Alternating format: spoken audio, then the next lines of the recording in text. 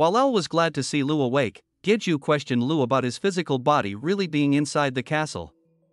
Lu remained silent on the matter, and Giju, after some contemplating, decided he understood that Lu needed more time and he can tell him when he was ready. As the scorpion's tail was about to strike, our hero jumped up into the air to avoid the blow. While in the air, he stepped on top of the black sword, which made Lu question what he was doing, to which he replied with a devilish grin that he was using him as a stand. Since they had no idea what awaited them inside the castle, it would be a waste of time and energy to deal with all the monsters on the outside, so he decided to go straight into the castle. Using Lu as a jumping board, he made his way towards the castle, while Lu shouted for someone to help him. While killing monsters that were in his path, he apologized to Brunhart for not having the time to pick up the crystal drops, to which Brunhart replied he was fine. Lu asked who that voice was, and was introduced to the Gate Ego, who received the memories of the old Brunhart. To which Lu commented that everything seems to have an ego now. Giju continued to carve his way to the castle, and finally arrived at the entrance saying he barely made it. Lu yelled at him to stop acting cool and hurry in, since a lot of the scorpions were still approaching from behind. Upon entering the castle, he started rubbing his hair to get some of the dust out of it as he surveyed his surrounding area. The room was enormous, with two gigantic armor statues standing beside the entrance to the boss's room. Lu said that his physical body was just beyond the doors in front of them, and even Giju could sense it now that he was this close, or rather he can sense that there was something beyond the doors. As he was getting closer to the door, the gigantic statues came to life and attacked him, simultaneously striking the floor where he stood. The debris of the attack scattered all over the place, but luckily our hero was able to dodge out of way in the nick of time, remarking they used some impression golems as guards.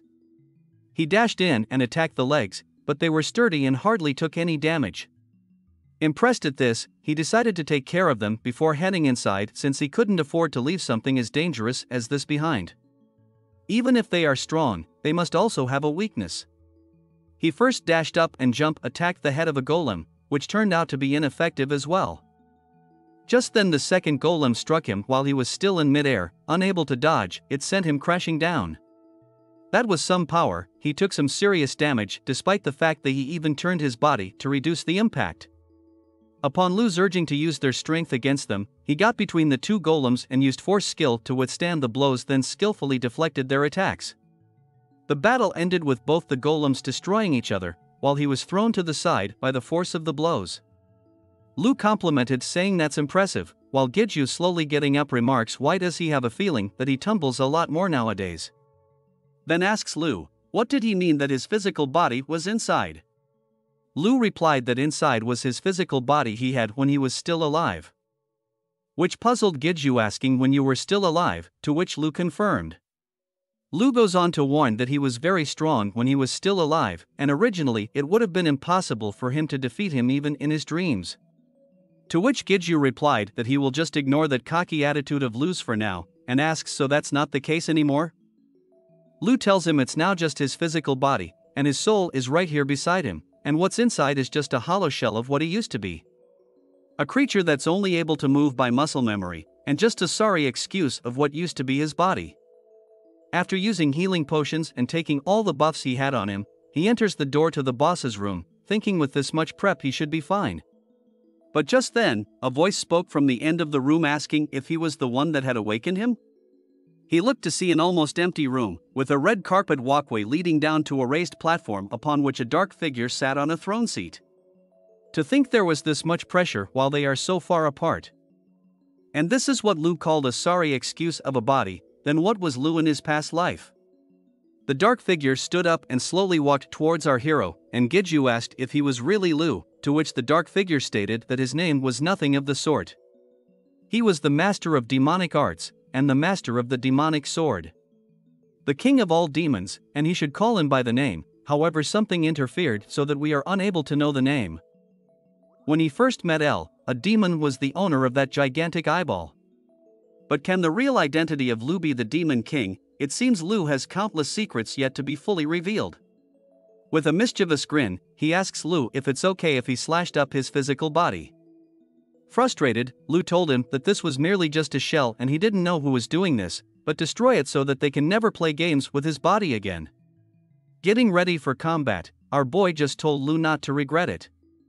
With that he hasted forward and using force to strengthen his slash on the enemy, however the attack was stopped inches away by a strong energy field. Taking a step back, he launched a barrage of attacks in front of him. But they were all deflected by red energy swords. Lu warned to be careful, while multiple energy swords were pointed in his direction from above. While they came crashing down on his location, he deftly dodged out of the way. Meanwhile, another group of energy swords formed around him, as he remarked that his visitor was not bad, but with just those skills it would be impossible to even scratch his body. Gidju thought that he wasn't wrong. With these endless walls of swords it would be impossible to get close enough to attack. Acting smugly, the enemy asked if this was it for his attacks. If that's the case, he will now be the one to do the attacking, and sent the wall of swords flying towards our hero with a snap of his fingers. This caused a huge explosion at the spot our boy was at, but once the dust cleared, Gidju was already behind the Demon Lord and going in for a jump attack. However, the Demon Lord had already anticipated this move, and called our hero stupid, as another batch of swords came flying in his directions and sliced him up. Taking some damage and being pushed back, he came to a stop using both the sword to get his balance. All his egos were worried about him, and Lu warned him that the Demon Lord is coming again, so get ready. Without a moment to breathe, swords came flying his directions, and the only thing he could do was block them away while dodging all over the place. These attacks were more annoying than one powerful strike. It's as if he's fighting multiple swordsmen at once. Just now recalling this being saying he was the master of demonic sword and king of all demons, he asks Lu if these are demonic swords, to which Lu confirms. Then Gidju asks him if he can absorb the demonic swords, to which Lu shouts if he could he would have done so by now. Lu can't do much at the moment, since this place controls more power with that body than it does with him. While the battle with the wall of swords still wages on, Lu tells him that since this is a special place, he thinks he might be able to lend him some of his power, just give him some time. Gidju complains, saying, "Do you think having some time would be that easy?" while he blasts another wave of swords, then quickly shifts to dodging around to avoid more attacks. While trying to avoid the deadly hits, he shouts to Lu asking how much longer does he need? Unfortunately, Lu tells him to hold out a bit longer, to which Gidju tells him to hurry it up. With a last-ditch effort, he dives for the enemy, getting as close as possible, and then used the reflex skill, which also sends him flying to the wall, while hanging onto the wall with a sword. He wonders if that last attack worked. However, looking over at the enemy, he saw a wall of swords pointed in his direction and the body was not even damaged, and he cursed his shitty luck.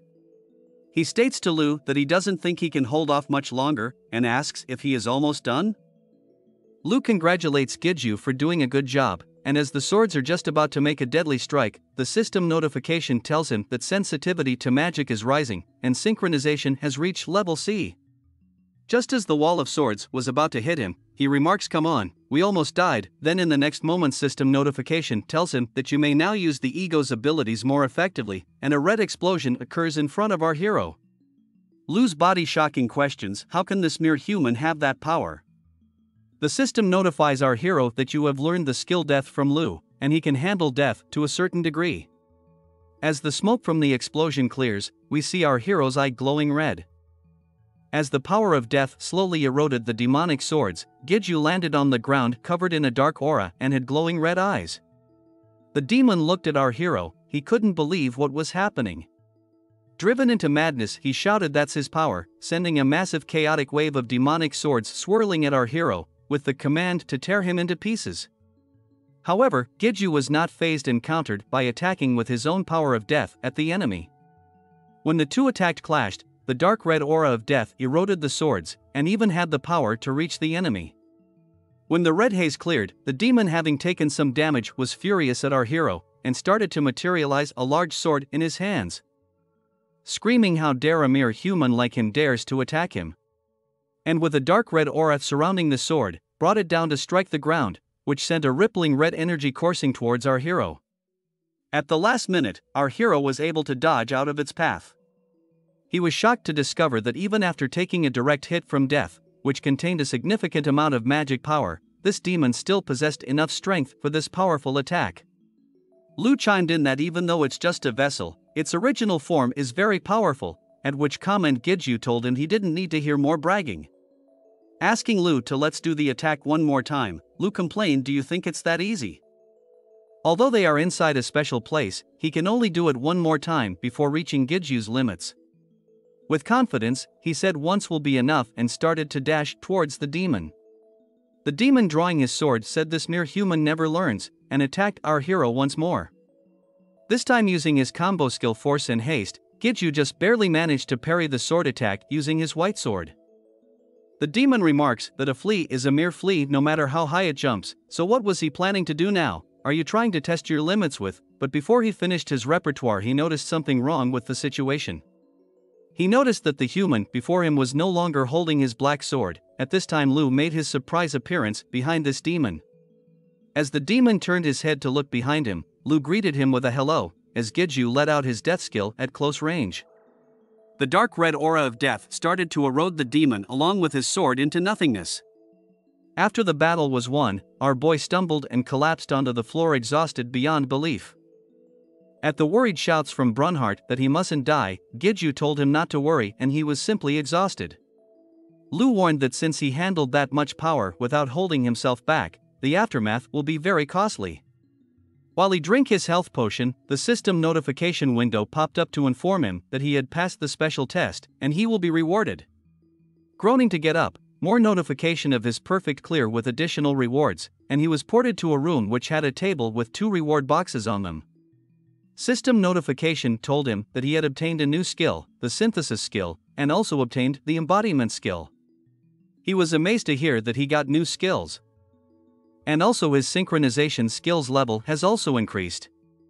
Checking his status window, he was of course still level 1, his synchronization skill was B, which gave him the ability to wield 60% of the power of an ego, death skill gave him the ability to wield death, his new skill synthesis gave him the ability to synthesize egos, and finally his embodiment skill gave him the ability to embody egos. While looking at his screen, he commented that he gained a lot of new skills. Since he now has the power to synthesize and embody egos, he mused if he synthesized Lu and L, would he get a Elu or Lul? Is that how the skill would work? Lu asked if he was dumb or just got hit in the head once too often in this fight just now, and L apologized to her master but had to agree with Lu on this one.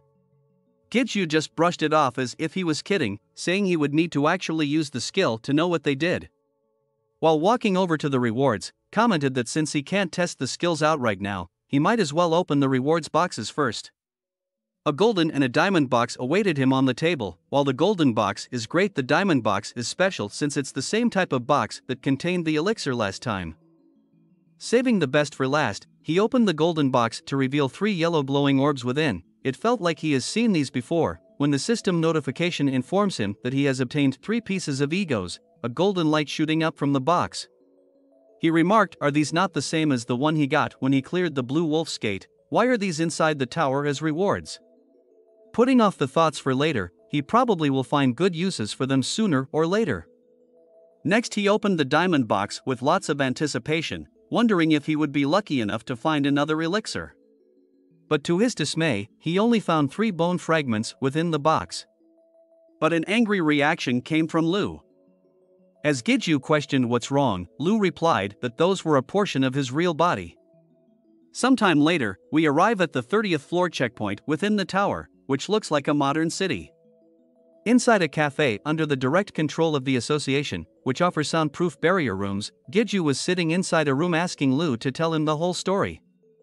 Lu remained silent, while Giju went on to say that up till now, why did you, but decided that wasn't important and asked the real question, just who are you?